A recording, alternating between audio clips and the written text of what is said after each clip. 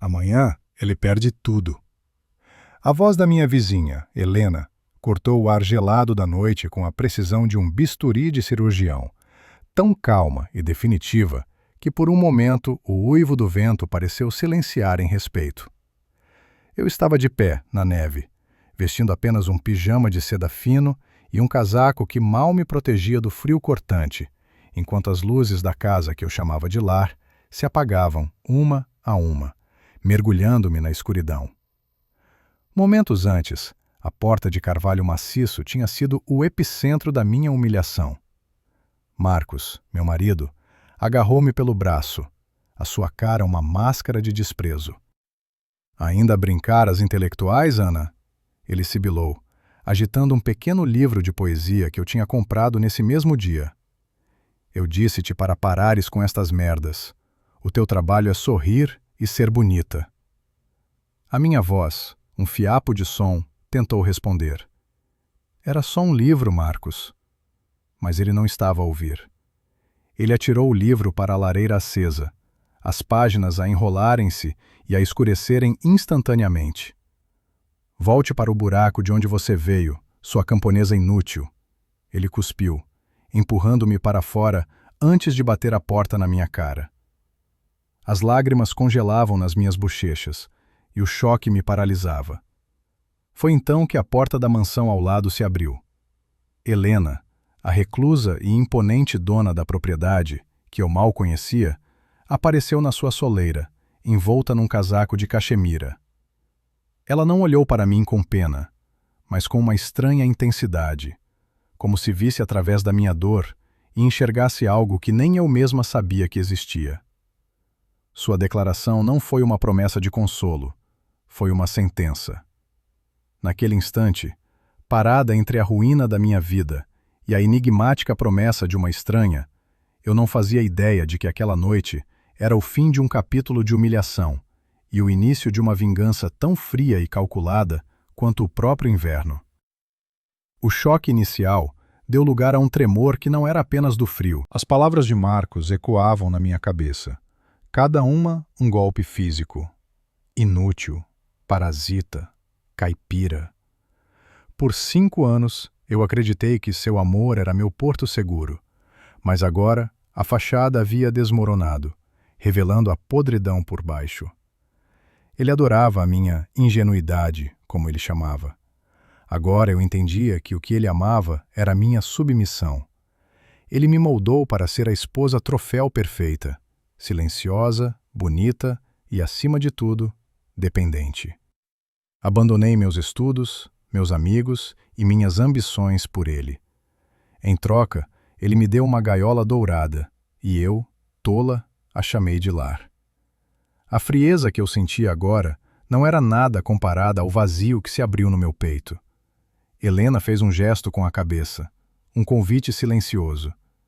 Hesitei, olhando uma última vez para minha antiga casa, escura e silenciosa, uma tumba para os meus sonhos. Cada passo em direção à porta de Helena era um passo para longe de Ana, a esposa ingênua, e em direção a algo desconhecido e assustador. A casa de Helena era o oposto da minha. Onde a minha casa, decorada por Marcos, era fria, minimalista e impessoal, a de Helena era quente e cheia de personalidade.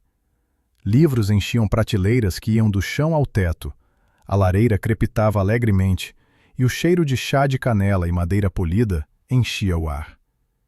Ela não me guiou até um sofá. Em vez disso, indicou uma cadeira de couro de espaldar alto em frente a uma enorme secretária de mogno.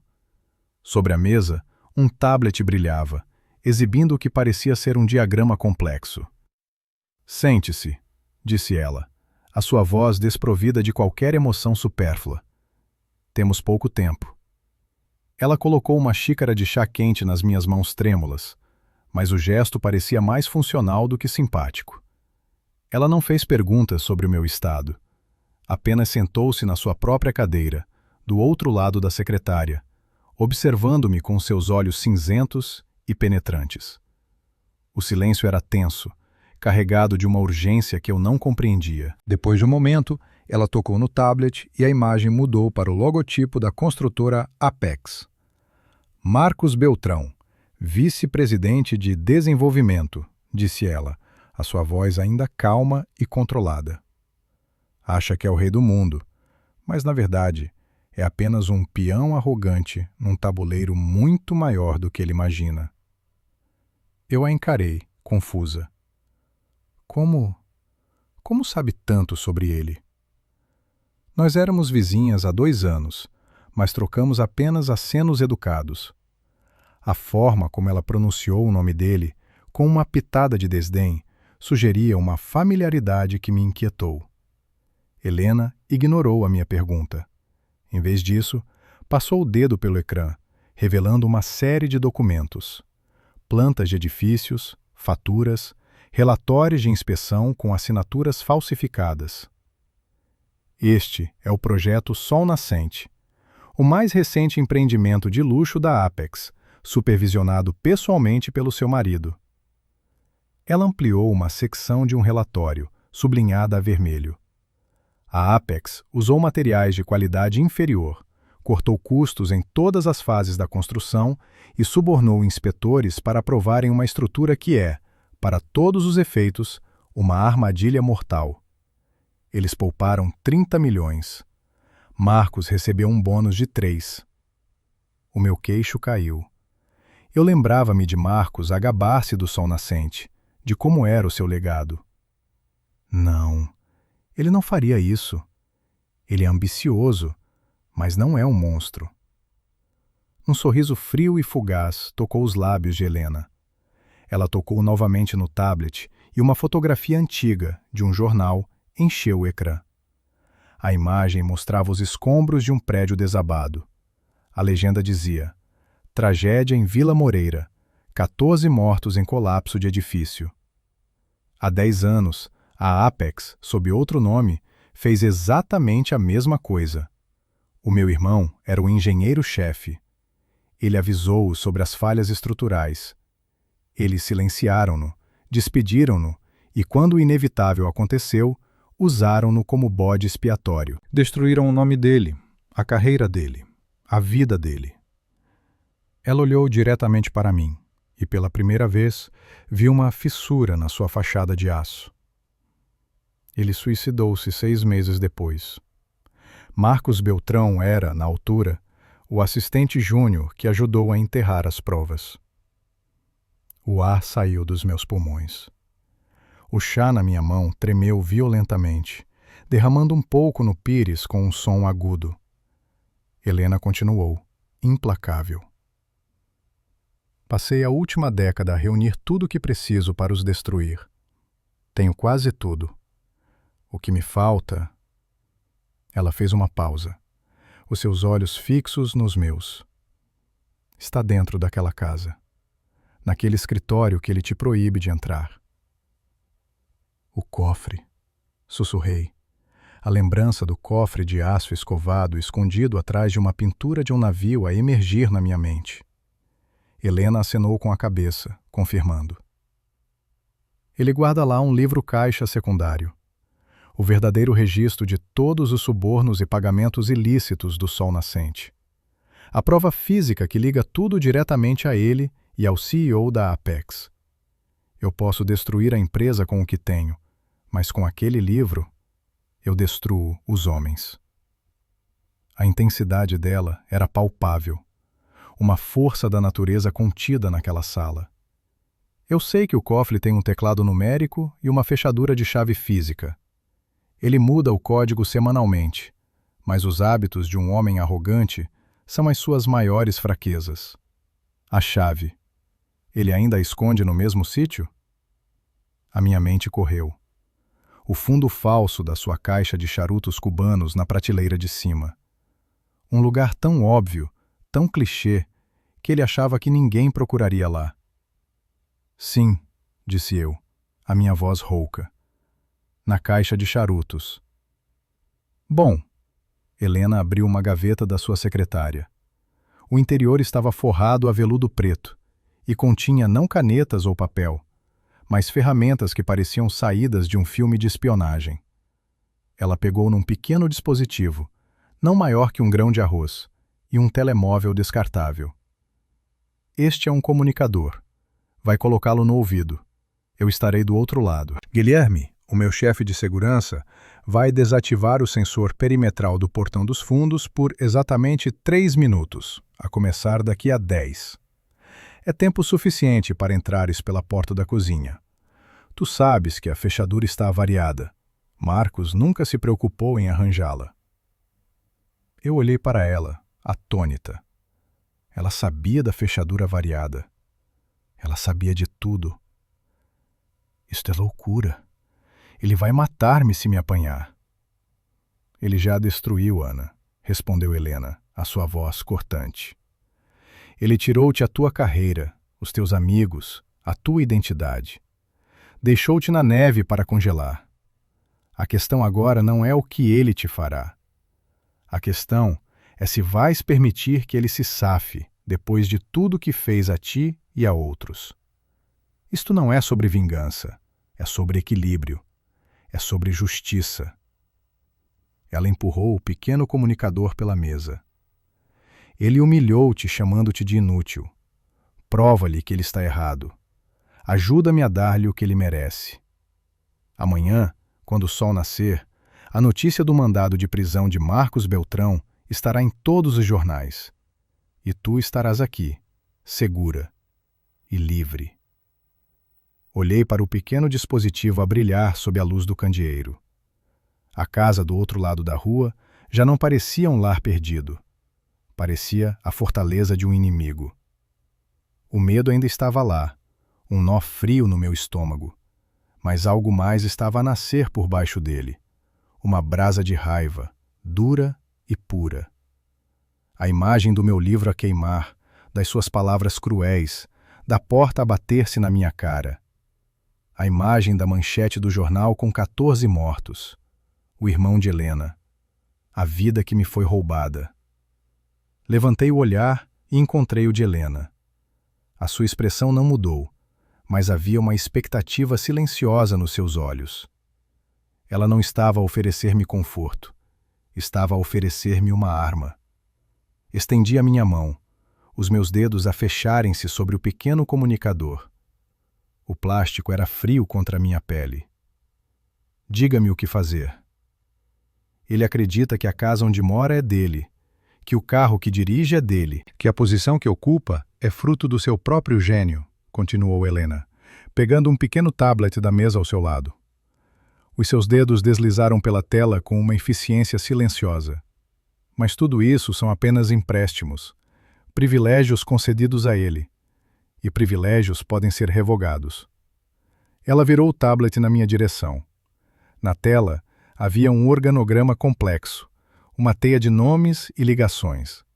No topo, num grande retângulo dourado que dominava todos os outros, estava o nome do principal acionista da Apex Construtora.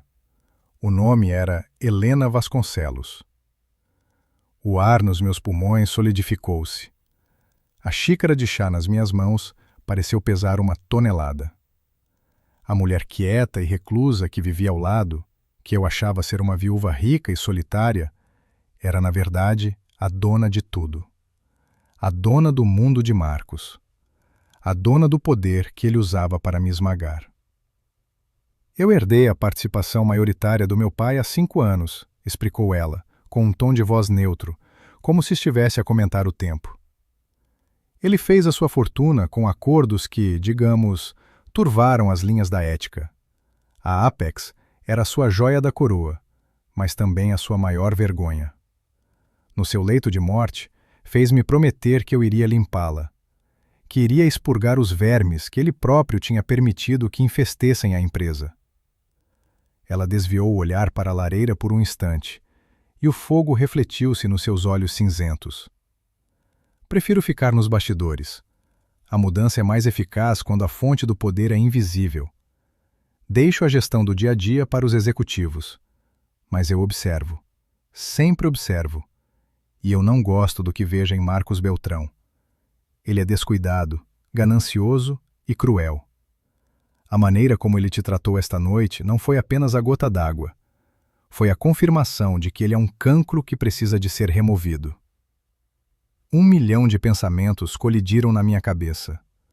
A arrogância de Marcos, as suas gabarolices sobre como ele era indispensável, as suas viagens de negócios. Ele sentia-se intocável, protegido por um sucesso que ele acreditava ter construído sozinho. A ironia era tão esmagadora que um som seco, quase um riso, escapou dos meus lábios. Ele expulsou-me da casa que, no final das contas, pertencia à mulher que agora me oferecia refúgio. Helena levantou uma sobrancelha, interpretando o meu som corretamente. Ele tem uma amante, não é? Não soou como uma pergunta, mas sim como uma declaração de facto. Ela tocou no ecrã do tablet novamente. Uma fotografia nítida apareceu. Marcos, rindo, com o braço à volta de uma mulher mais nova, de cabelo loiro e sorriso vazio, em frente a uma fonte em Milão. A data no canto inferior era da semana passada.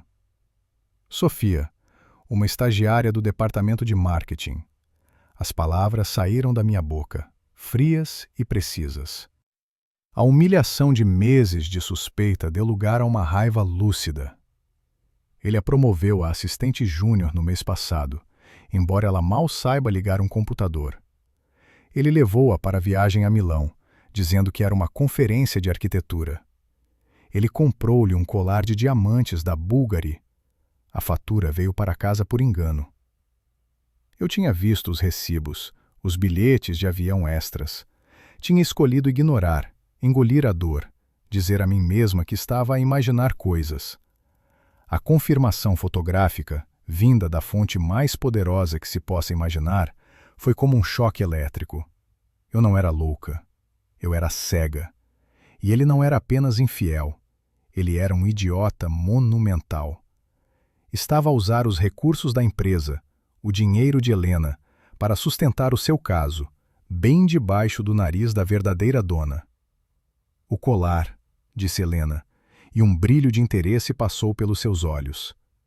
Eu não sabia do colar. Os meus relatórios de despesas indicam apenas presentes para clientes. Ele está a falsificar relatórios para comprar joias. Excelente. Mais um prego para o seu caixão. Ela guardou o tablet e abriu uma gaveta larga e rasa na sua secretária. Em vez de papelada, continha uma planta arquitetônica enrolada da minha antiga casa. Ela estendeu-a sobre a mesa, o papel a estalar no silêncio. Vamos focar-nos. O escritório dele está aqui, disse ela, apontando para uma sala no canto sudeste do primeiro andar. O cofre está atrás da pintura do navio, como mencionaste. Mas a casa tem mais do que apenas um alarme perimetral. Tem sensores de pressão nas janelas do resto do chão e um sensor de movimento infravermelho no corredor que leva ao escritório. Eu não consigo desativar isso, disse eu, o medo a tentar insinuar-se novamente. Tu não precisas, respondeu Helena calmamente.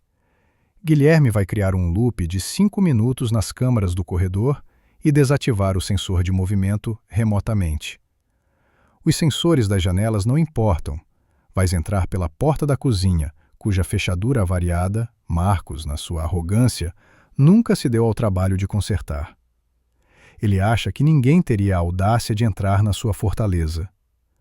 Ela olhou para mim, a sua expressão séria. Mas tens de ser rápida. 5 minutos é o tempo que tens desde que passas a porta da cozinha até saíres do escritório com o livro-caixa. Ela pegou numa pequena caixa de metal da gaveta. Abriu-a. Dentro, em espuma recortada, estava um dispositivo que parecia um estetoscópio eletrônico e uma pequena câmara de fibra ótica, fina como um fio.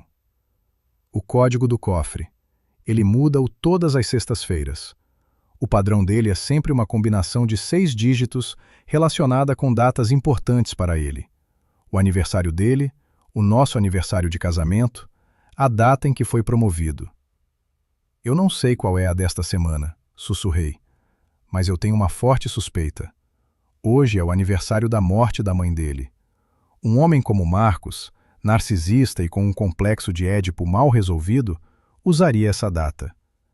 É sentimental de uma forma que o faz sentir-se profundo, quando na verdade é apenas previsível. Ela empurrou o estetoscópio na minha direção. Isto amplifica o som dos pinos do mecanismo. Eu vou guiar-te através do comunicador.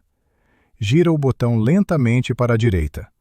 Eu digo-te quando parar e inserir cada número. A complexidade da operação era avassaladora, mas também estranhamente tranquilizadora. Aquilo não era um plano desesperado, era uma extração militar. Cada variável tinha sido calculada. E se ele voltar? A pergunta pairava no ar, pesada e fria. Um sorriso fino e perigoso tocou os lábios de Helena pela primeira vez. Ele não vai. Guilherme não está apenas a monitorizar a tua casa. Está a monitorizar Marcos. Ela pegou num segundo telemóvel, um modelo diferente, e tocou no ecrã. Um mapa de GPS apareceu, com um ponto azul a piscar. Ele está no Hotel Palace, no centro da cidade. Suíte presidencial. Com a Sofia. Pagou em dinheiro, mas usou o seu cartão de fidelidade para obter um desconto. A ganância torna os homens tão descuidados. Ela colocou o telemóvel na mesa, virado para mim. O ponto azul piscava, um farol da sua traição. Ele não vai a lado nenhum. Pelo menos, não até de manhã, quando o meu advogado entregar os seus bens congelados juntamente com o café da manhã. Helena colocou o pequeno comunicador na minha mão novamente. Desta vez, parecia diferente. Não era um pedido de ajuda. Era a chave para uma operação. Ela acrescentou um par de luvas de látex finas e uma pequena lanterna do tamanho de um dedo. Guilherme, estás na escuta? Disse Helena, a sua voz clara na sala silenciosa. Uma voz masculina, calma e profissional, respondeu instantaneamente através de um pequeno altifalante na secretária. Alto e claro, senhora Vasconcelos. Status do perímetro. Sistema perimetral em stand-by. Sensores do corredor em loop. Desativação da porta dos fundos em T-1 minuto. A janela de oportunidade será de 3 minutos, como planeado. Helena olhou para mim. Já não havia perguntas nos seus olhos, apenas comando. O livro-caixa é um caderno Moleskine preto, de capa dura. É provável que esteja no fundo do cofre, debaixo de outros papéis. Procura também por qualquer dispositivo de armazenamento digital. Pendrives, discos rígidos externos, ele pode ter um backup. Peguem tudo. Ela levantou-se, um sinal de que a discussão tinha terminado. A hora da ação tinha chegado. Eu levantei-me também, os meus músculos tensos, mas a minha mente estranhamente clara. O medo tinha sido queimado, substituído por um propósito gelado. A imagem do meu livro a arder na lareira. A imagem dos escombros do prédio em Vila Moreira. O ponto azul a piscar no ecrã do telemóvel. Tudo se fundiu numa única resolução. Coloquei o comunicador no meu ouvido. O pequeno dispositivo estava frio, mas a voz de Helena, quando falou de seguida, estava diretamente na minha cabeça, íntima e controladora. Está na hora, Ana. Mostra-lhe do que uma camponesa inútil é capaz. Helena assentiu lentamente, os seus olhos nunca deixando os meus. Isso é útil, mas preciso de mais. A arrogância dele é a sua maior fraqueza. Tenho a certeza de que, ao longo dos anos, ele se gabou para si sobre os seus negócios inteligentes, os seus atalhos. Qualquer coisa que ele possa ter dito, por mais insignificante que parecesse na época, pode ser a chave para o desmantelar completamente. Pense, Ana. Pense em cada conversa, cada comentário presunçoso. A minha mente começou a trabalhar, vasculhando 5 anos de memórias com uma nova e brutal clareza. Não eram mais fragmentos de conversas desconfortáveis, eram peças de um quebra-cabeça. O projeto Residencial Veredas, comecei, a minha voz surpreendentemente firme. Ele chegou a casa uma noite, a cheirar a uísque caro. Riu-se de como tinha convencido um inspetor municipal, um tal de Almeida, a aprovar a fundação com metade das vergalhões de aço especificadas. Ele chamou-lhe otimização de recursos. Almeida, repetiu Helena, os seus dedos a voarem sobre o ecrã do tablet. Um perfil com uma fotografia apareceu instantaneamente. Sérgio Almeida. Posição suspensa há 6 meses por irregularidades. Interessante. Continue. Depois houve o terreno em Santa Brígida. Continuei, a memória desenrolar-se como um filme. Ele disse que a Apex o comprou por 12 milhões, mas gabou-se para mim que o preço real era de apenas 7. Ele usou uma empresa de fachada para comprar o terreno primeiro e depois revendê-lo à Apex, inflacionando o preço. A empresa estava em nome de um primo dele. O nome do primo? Exigiu Helena, sem levantar os olhos do ecrã. Fechei os olhos, forçando a memória. Marcos mencionara-o apenas uma vez, com desdém. Algo como Flávio Beltrão. Ele disse que o Flávio era um inútil que vivia numa cidade pequena no interior e que nem sabia que era dono de uma empresa multimilionária. Helena digitou o nome. O seu rosto permaneceu impassível, mas os seus nós dos dedos ficaram brancos por um segundo. Flávio Beltrão. Morreu num acidente de viação há 3 anos. Marcos usou a identidade de um parente morto para cometer fraude. Ele não é apenas corrupto. Ele é profanador. Um som baixo e perigoso escapou dos lábios de Helena. Ela pressionou um ícone no seu ecrã e uma janela de chat de vídeo abriu-se. Um homem de rosto severo na casa dos 50 apareceu. Arthur, preciso de si. Trace todas as transações das Soluções Imobiliárias FB LTDA. Quero saber para onde foi cada cêntimo dos 5 milhões de diferença na compra do terreno de Santa Brígida. Sim, o proprietário está morto. Tenho a certeza que isso irá interessar ao Ministério Público.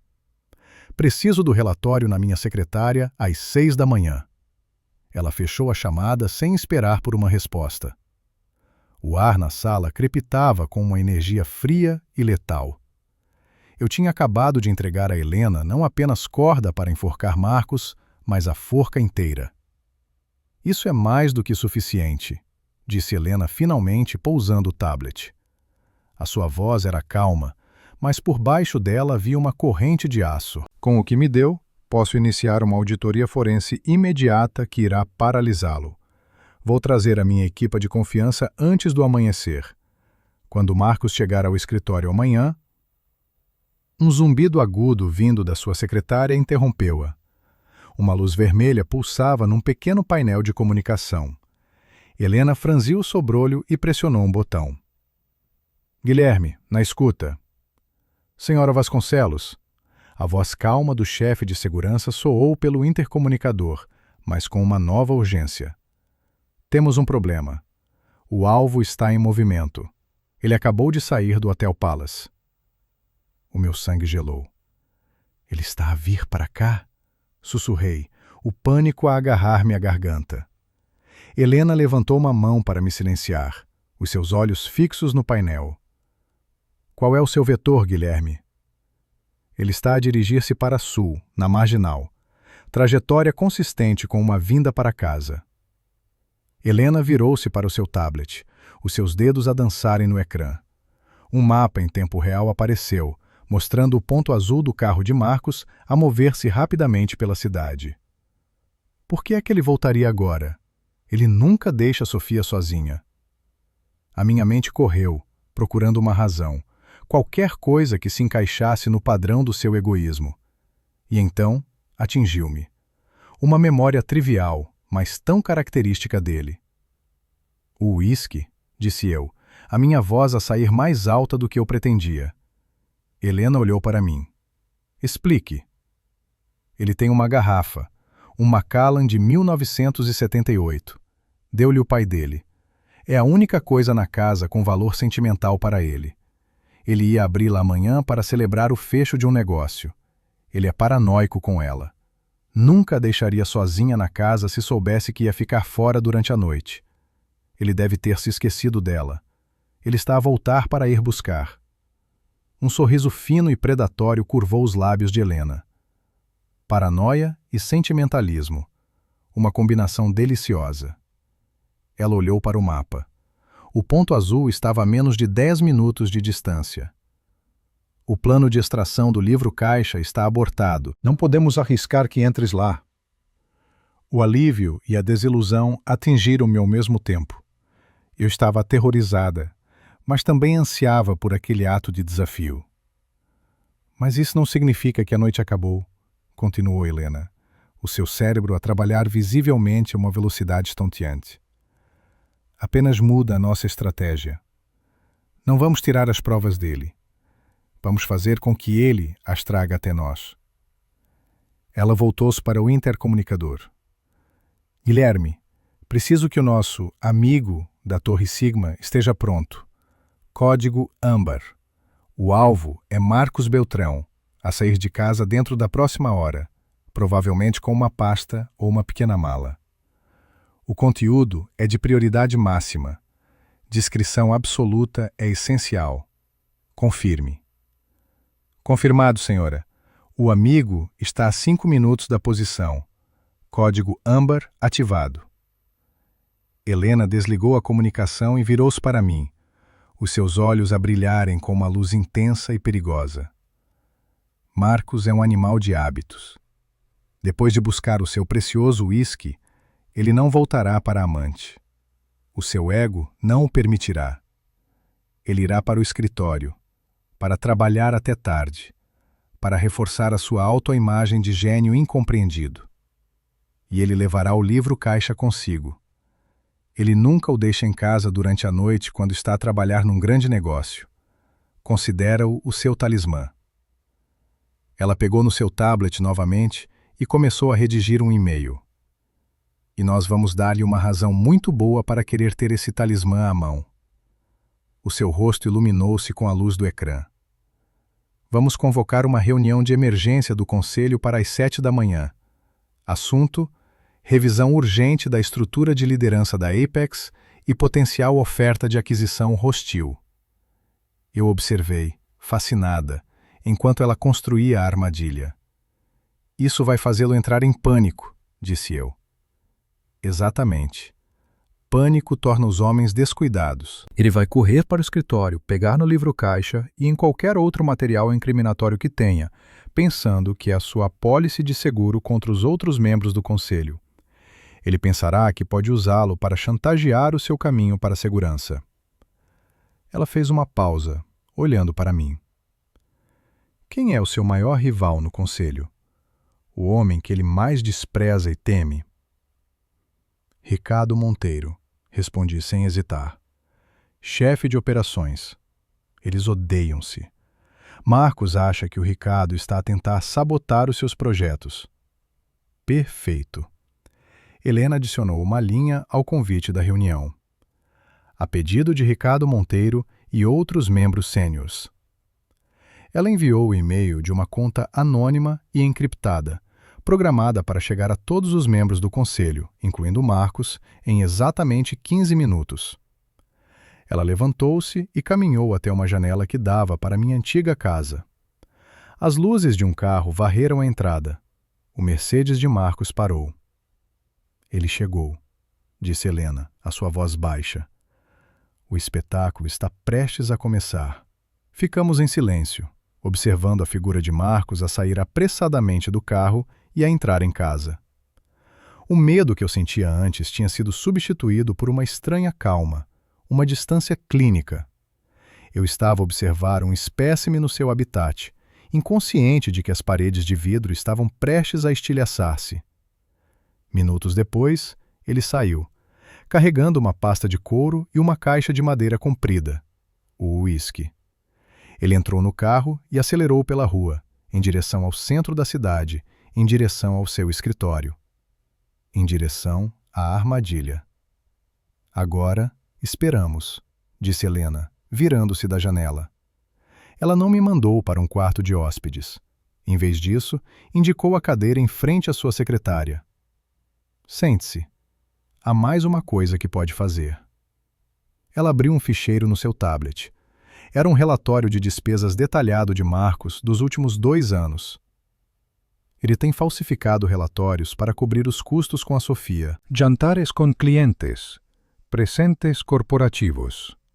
Preciso que identifique quais são falsos. O colar da Bulgari, por exemplo. Onde está ele aqui? Passei a hora seguinte sentada àquela secretária, a analisar a vida dupla do meu marido, linha por linha. Apontei um jantar de equipa na data do aniversário da Sofia. Identifiquei uma despesa de material de escritório de uma loja de luxo, que correspondia a uma mala que eu a tinha visto a usar. Cada item que eu marcava era outro prego no seu caixão. Não havia adrenalina, apenas um trabalho metódico de desmantelamento. A antiga Ana teria chorado. A mulher que estava sentada naquela cadeira sentia apenas o frio satisfatório de um problema a ser resolvido. Quando terminei, o telemóvel de Helena tocou. Ela atendeu, ouviu por um momento e disse apenas: "Excelente trabalho. Proceda conforme instruído." Ela desligou e olhou para mim, e pela primeira vez vi algo que se assemelhava a um sorriso genuíno nos seus lábios. Está feito. O nosso amigo interceptou-o na garagem do escritório. Uma troca de pastas muito discreta. Marcos nem se apercebeu. Ele está agora no seu escritório, a preparar-se para uma batalha com uma arma descarregada. Ela pegou no tablet onde eu tinha trabalhado. Ele vai perder o emprego, a reputação e a liberdade. A casa e o carro serão confiscados. As suas contas serão congeladas. A amante vai abandoná-lo. Amanhã à noite, Marcos Beltrão não terá nada além das roupas do corpo. Ela fez uma pausa, os seus olhos cinzentos a estudarem-me. A questão é, Ana, o que é que tu queres? A pergunta apanhou-me de surpresa. Eu tinha estado tão focada na queda dele que não tinha pensado no que viria a seguir para mim. A antiga Ana está morta, disse eu, as palavras a soarem mais verdadeiras do que qualquer coisa que eu já tinha dito. Eu não sei quem sou agora. Bom, disse Helena, com um aceno de aprovação. Isso significa que pode ser quem tu quiseres. E eu acho que tenho uma ideia. Você tem uma mente para os detalhes, uma memória notável e uma recém-descoberta capacidade para crueldade estratégica. Qualidades que eu valorizo. Ela inclinou-se para a frente. Quando a poeira sentar, a Apex precisará de ser reconstruída a partir das cinzas. Precisará de pessoas em quem eu possa confiar. Pessoas que conheçam os segredos. O sol estava a nascer, a pintar o céu com traços de cinza e rosa. A luz entrava pela janela, iluminando o rosto de Helena e a promessa aterrorizante e estimulante nos seus olhos. Não era o fim da vingança. Era o início de outra coisa. Uma carreira, um império, uma nova vida forjada no fogo da traição de um homem e no gelo da vontade de uma mulher. Eu não sorri, apenas assenti. O trabalho estava apenas a começar. O dia começou não com um estrondo, mas com o zumbido silencioso de uma operação cirúrgica. Helena, vestida com um impecável fato de calça cinzento carvão, estava de pé junto à janela panorâmica, uma chávena de café preto na mão, a observar a minha antiga casa como um general a observar um campo de batalha antes do primeiro ataque. A sua equipa de auditores forenses, disfarçados de técnicos de TI, estava dentro da Apex desde as 5 da manhã. Helena tinha um tablet na sua secretária, que exibia um feed de vídeo ao vivo de uma câmara de segurança de um corredor de escritórios. Homens e mulheres moviam-se com uma eficiência silenciosa, copiando discos rígidos e acedendo a servidores. "Arthur", disse Helena para um pequeno comunicador na sua secretária. "Relatório." A voz do chefe da equipa de auditoria nítida e sem emoção, respondeu: Senhora Vasconcelos, é um tesouro. Encontramos um servidor fantasma, escondido atrás de 3 camadas de encriptação. Contém os verdadeiros livros-caixa de cada projeto dos últimos 7 anos. O projeto Sol Nascente é apenas a ponta do iceberg. A fraude é sistêmica. Alguma coisa que nos ligue diretamente ao CEO? Perguntou Helena, a sua voz um bisturi. Negativo. O CEO parece estar limpo, mas deliberadamente ignorante. No entanto, encontramos uma série de e-mails entre Beltrão e o diretor financeiro, a discutir a criação de empresas de fachada para desviar fundos. Temos os números das contas offshore nas Ilhas Caimão. Temos tudo. Excelente. Continuem, disse Helena e cortou a comunicação. Ela virou-se para mim, e um brilho de aço brilhou nos seus olhos. Ele não se limitou a construir uma casa com cartas. Construiu um arranha-céus inteiro. Por volta das 9 horas, o meu antigo telemóvel, pousado na mesa de centro como uma granada por explodir, começou a vibrar violentamente. O nome Marcos brilhava no ecrã. Deixei tocar. Parou. 1 minuto depois, começou de novo. Ignorei. O silêncio que se seguiu foi quebrado pelo ping de uma mensagem de texto. E depois outra, e outra, numa sucessão cada vez mais frenética. Onde você está? O meu Amex foi recusado no café. Tentei o Visa. O mesmo. Que porra se passa no escritório? Está cheio de tipos de fatos que não conheço. Estão a fechar o acesso aos ficheiros. Ana, atenda a merda do telefone. Preciso do número do nosso gestor de conta privado. Agora! Isto é coisa sua? Se eu descobrir que você tem alguma coisa a ver com isto, juro por Deus que... Peguei no telemóvel, olhei para a última mensagem e, com um movimento calmo e deliberado, silenciei-o e virei-o com o ecrã para baixo sobre a mesa. Ele está a passar da confusão para a acusação, observou Helena, tomando um gole do seu café. Um sinal claro de que a sua realidade está a começar a desfazer-se. A rede está a apertar-se. 1 hora depois, o telefone de secretária de Helena tocou. Ela atendeu, ativando o altifalante. Era Alberto Campos, o CEO da Apex. A sua voz, normalmente calma e controlada, estava tensa de fúria contida. Helena, está feito. A equipa do Arthur apresentou-me o relatório preliminar há 30 minutos. As provas são avassaladoras. Fraude, desvio de fundos, conspiração, extorsão. A escala é maior do que alguma vez imaginamos. Ele usou a empresa como o seu banco pessoal durante anos. Houve uma pausa, e podíamos ouvir o som de papel a ser manuseado. Marcos está na sala de reuniões agora mesmo, a apresentar com aquela sua arrogância habitual as projeções para o novo projeto do litoral. Ele não faz a mínima ideia. Está a gabar-se de margens de lucro que sei agora que são baseadas em materiais de qualidade inferior e mão de obra não declarada. O que quer que eu faça? A resposta de Helena foi imediata, as suas palavras como lascas de gelo.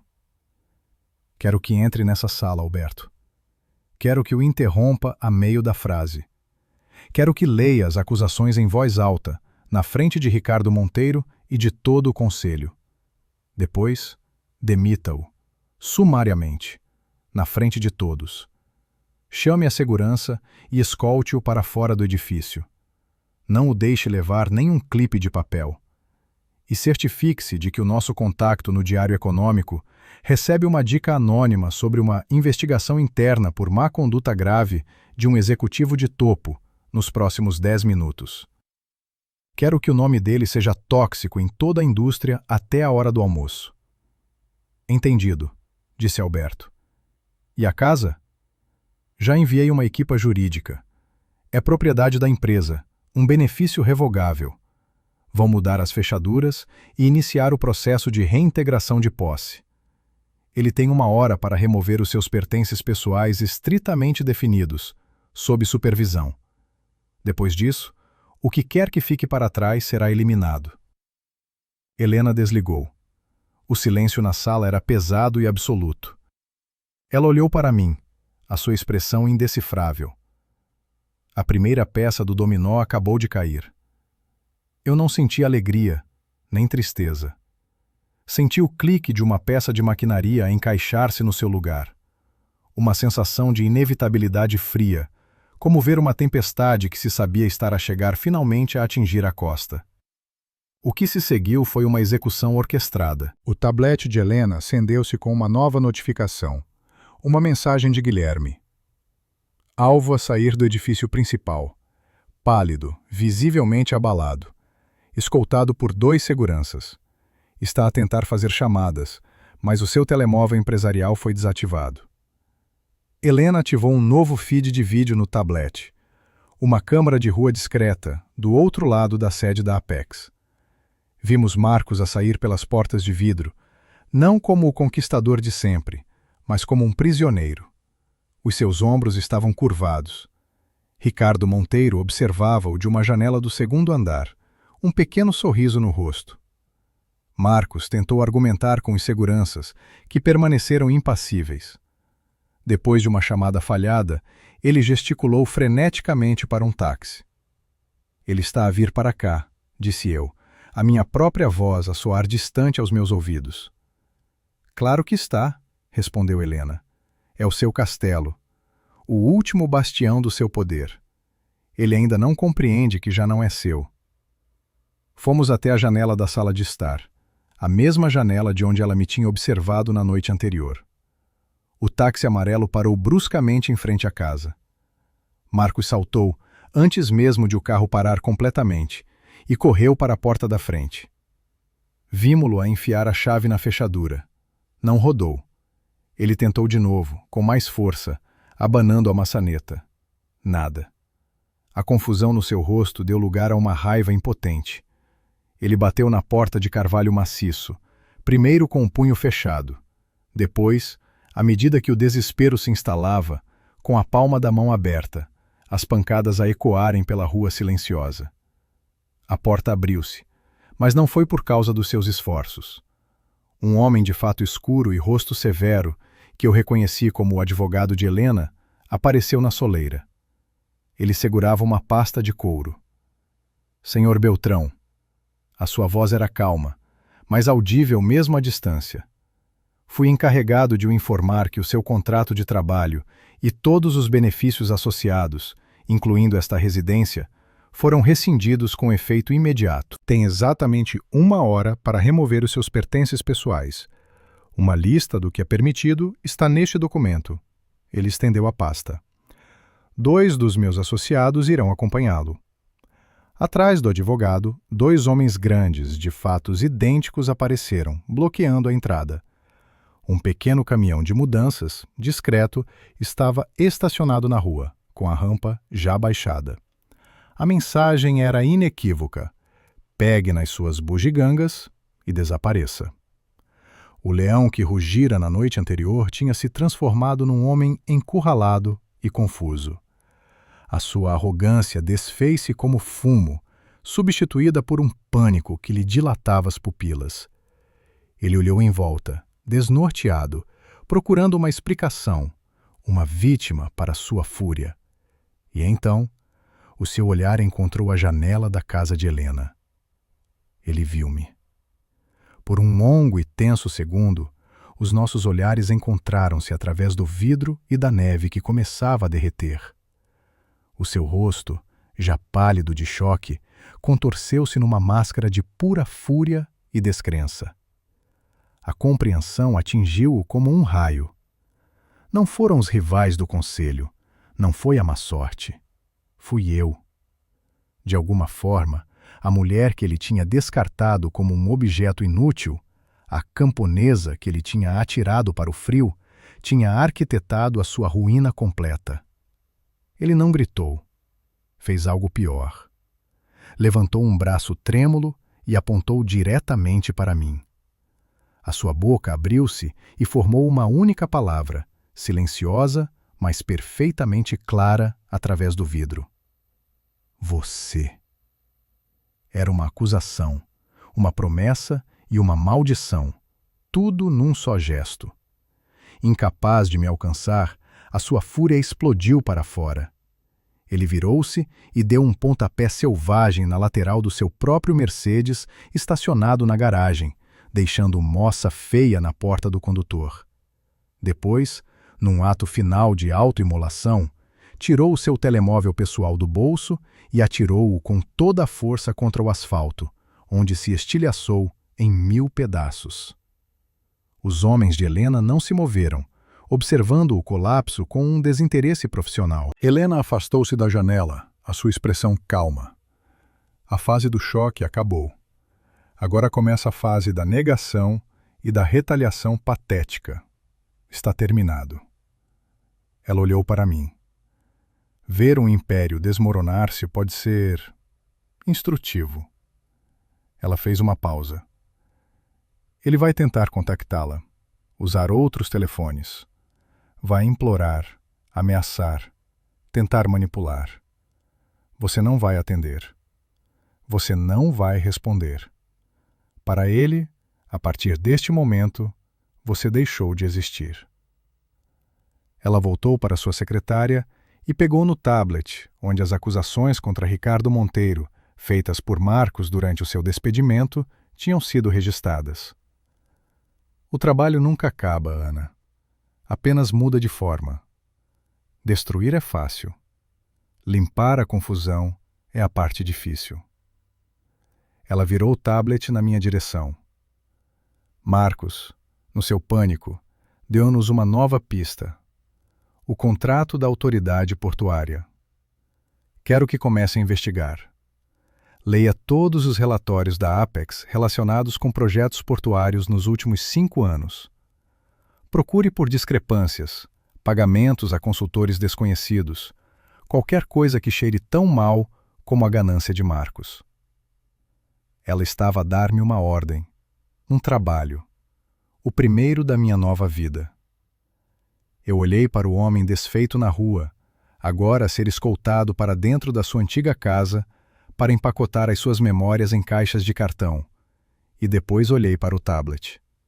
O passado e o futuro. Sim, senhora Vasconcelos, disse eu, a minha voz firme. Sentei-me na cadeira de coure, peguei no dispositivo e comecei a trabalhar. O barulho lá fora era apenas um ruído de fundo. Já não me pertencia.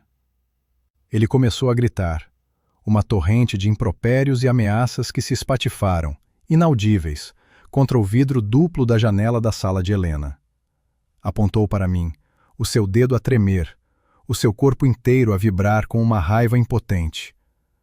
Depois, apontou para a casa de Helena, como se tentasse incinerá-la com puro ódio no seu olhar. Mas ninguém lhe deu atenção. O advogado de Helena, que permanecia na soleira da porta, observava-o com o desinteresse clínico de um entomologista a observar um inseto em apuros. Os vizinhos, que antes o cumprimentavam com sorriso e cerviz e respeito temeroso, agora espreitavam das suas janelas com uma curiosidade mórbida e mal disfarçada. Uma vizinha, a senhora Alves, que sempre elogiara o seu Mercedes, levantou o telemóvel e começou a filmar. Marcos já não era um pilar da comunidade. Era um espetáculo, uma ruína em exibição pública para o entretenimento da tarde. A sua fúria, privada de um alvo que pudesse ferir, voltou-se para dentro. Ele cambaleou para trás, olhou para suas mãos como se nunca as tivesse visto antes, e depois o seu olhar caiu sobre a porta da sua antiga casa, agora guardada por estranhos. Foi nesse momento que um Ferrari 488 vermelho vivo parou bruscamente atrás do discreto caminhão de mudanças. O som do motor, um rugido arrogante, a rasgar a quietude suburbana. Sofia, a amante, saiu do lado do condutor. Estava vestida para impressionar. Um vestido justo, óculos de sol de grife empurrados para o topo do seu cabelo loiro impecável. O seu sorriso de satisfação, no entanto, congelou e desvaneceu-se ao absorver a cena bizarra à sua frente. Marcos, desgrenhado e a gritar para uma janela, um caminhão de mudanças, homens de fato a guardar a porta como sentinelas. Marcos viu-a como um náufrago avista um bote salva-vidas.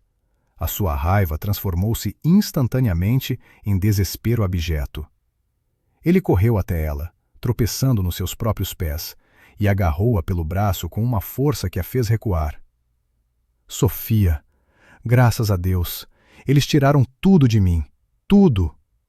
A sua voz era um sussurro rouco e frenético.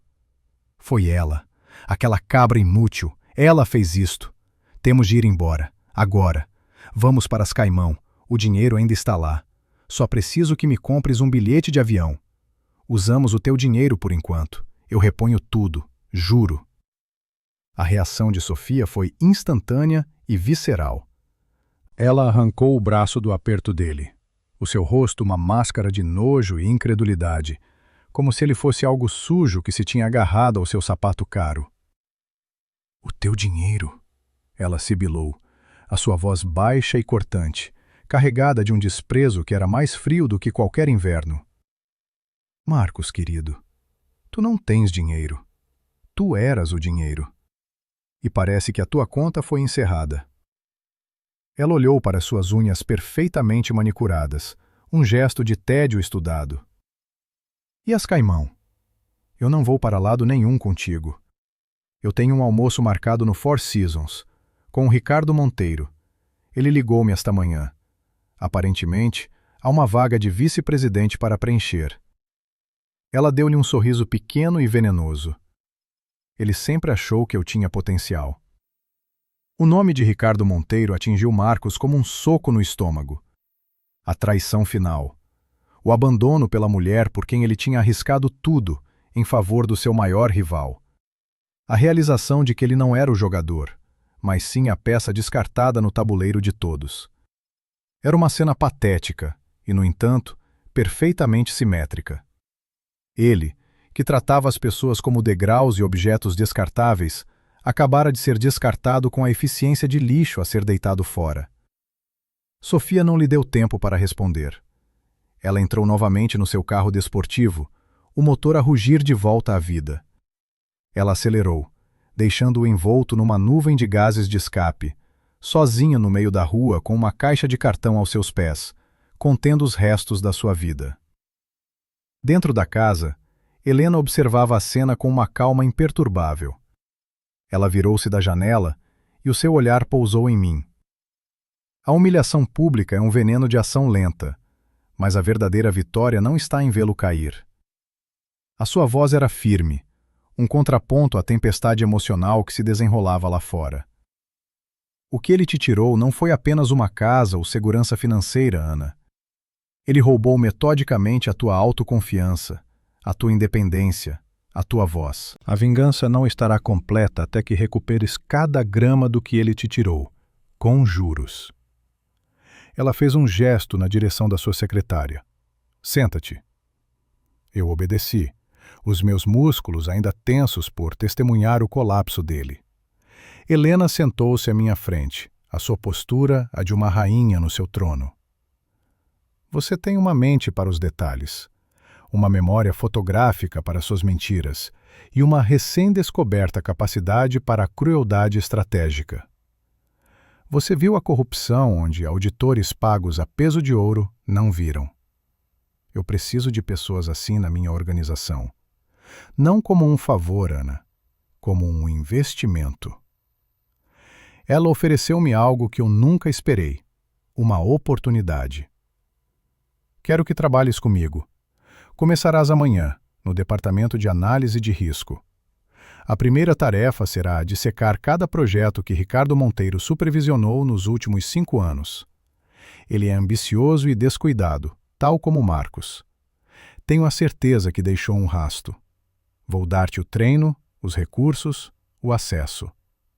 Vais aprender sobre finanças forenses, sobre gestão de crises, sobre poder. Vais aprender a construir um império e a defender as suas muralhas. Vais construir a tua própria vida, uma vida tão sólida que ninguém, nunca mais, poderá sequer sonhar em tirá-la de ti. A oferta deixou-me sem ar.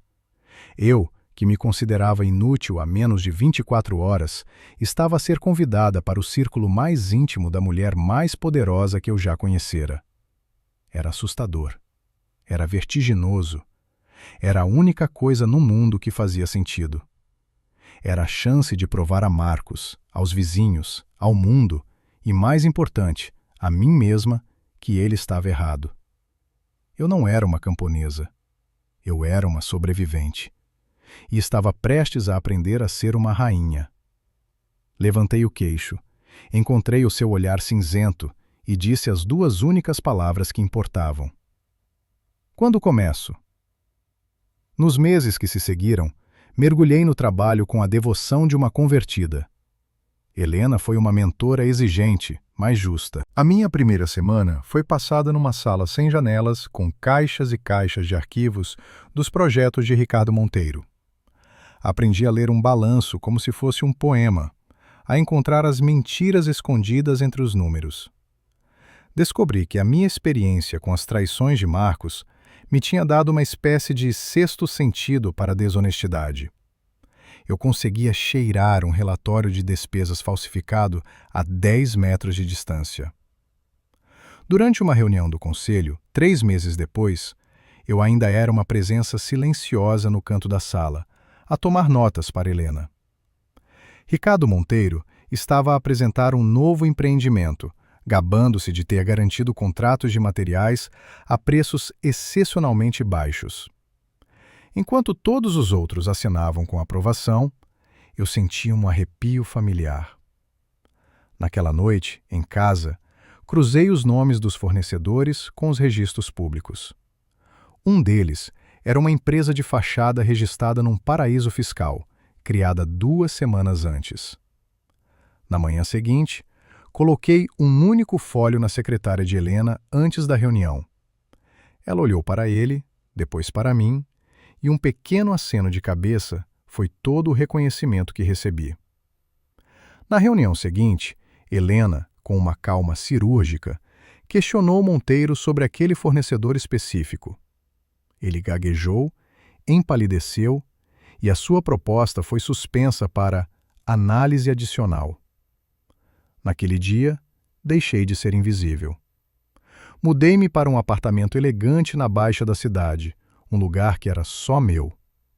Pintei uma parede de azul petróleo, algo que Marcos sempre dissera ser de mau gosto. Reatei o contato com amigos da faculdade que eu havia abandonado. Uma delas, a Clara, olhou para mim durante um café e disse: "Ana, tu pareces mais alta, não fisicamente, mas a tua presença ocupa mais espaço." Eu estava a reconstruir a minha identidade, peça por peça, e a nova estrutura era feita de aço. Cerca de 1 ano depois da noite em que a minha vida antiga terminou, eu estava a liderar uma pequena equipa de auditoria interna. Estávamos a investigar um gerente regional na costa, suspeito de inflacionar custos de construção. Senti um déjà vu, mas desta vez, a sala do poder era a minha. Foi durante essa investigação, numa noite chuvosa de terça-feira, que me cruzei com o fantasma do meu passado. Estava a sair de um dos restaurantes mais exclusivos da cidade, um lugar que Marcos costumava frequentar para impressionar clientes após uma reunião de almoço tardia. Entreguei o meu ticket ao manobrista sem olhar para cima, enquanto terminava uma chamada com a minha equipa. "O Audi preto, por favor." "Sim, senhora", respondeu uma voz rouca e derrotada que me fez gelar. Levantei os olhos. Era Marcos. O uniforme de manobrista, vermelho e dourado, estava-lhe mal ajustado, demasiado largo nos ombros, como se ele tivesse encolhido. O seu rosto estava abatido, com olheiras escuras e o brilho de quem bebe demasiado. Estava mais magro, envelhecido 1 década num ano. Ele não me viu a princípio. Estava a discutir em voz baixa com outro manobrista. A arrogância ainda estava lá, uma sombra do que fora, mas agora era patética, desprovida de qualquer poder. Quando ele se virou para pegar no meu ticket, os seus olhos encontraram os meus. O reconhecimento foi instantâneo, um choque elétrico que o fez dar um passo atrás. Vi uma sucessão de emoções a passar pelo seu rosto. Choque, descrença e depois um clarão de ódio puro e impotente, imediatamente seguido por uma onda avassaladora de humilhação. Os seus olhos desceram para o meu talher feito à medida, para a pasta de couro na minha mão, e depois voltaram para o meu rosto. Ele deu um passo hesitante na minha direção, a boca a abrir-se para dizer algo, mas as palavras não saíram. O que poderia ele dizer? O conquistador, o rei, agora estava ali, na chuva, prestes a ir buscar o carro da mulher que ele tinha tentado destruir. O meu Audi A8 preto parou em frente a nós, trazido pelo outro manobrista. Marcos ficou paralisado, olhando para o carro, um modelo mais recente e superior ao que ele costumava conduzir com tanto orgulho. O seu queixo tremeu ligeiramente. Ele era uma sombra, um lembrete do que acontece quando a arrogância colide com uma força da natureza que se subestimou. Eu não senti nada, nem pena, nem triunfo, nem ódio. Apenas um vasto e silencioso vazio. Ele não era mais relevante. Era como olhar para uma fotografia antiga de um estranho. Ele era apenas um homem que estacionava carros. Estendi a mão, não para ele, mas para o outro manobrista que me entregou as chaves. Depois, abri a minha carteira, tirei uma nota de 50 euros, muito mais do que a gorjeta habitual, e coloquei-a na mão trêmula de Marcos. O seu olhar encontrou o meu, confuso. Mantenha o troco, disse eu, a minha voz calma e neutra. Virei-me e fui embora, sem dizer mais uma palavra, sem olhar para trás. Entrei no meu carro, o cheiro a couro novo a encher as minhas narinas.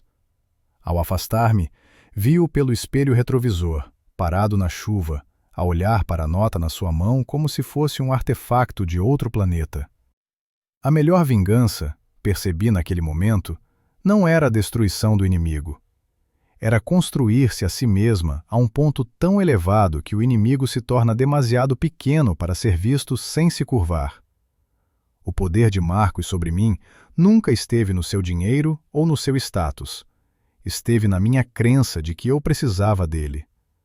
No momento em que essa crença morreu, ele tornou-se impotente. Naquela noite, no meu apartamento, liguei para Helena. Não para falar sobre Marcos. Helena, sou eu, disse eu, olhando para os relatórios espalhados na minha mesa de jantar. Encontrei. O gerente regional não estava apenas a inflacionar custos.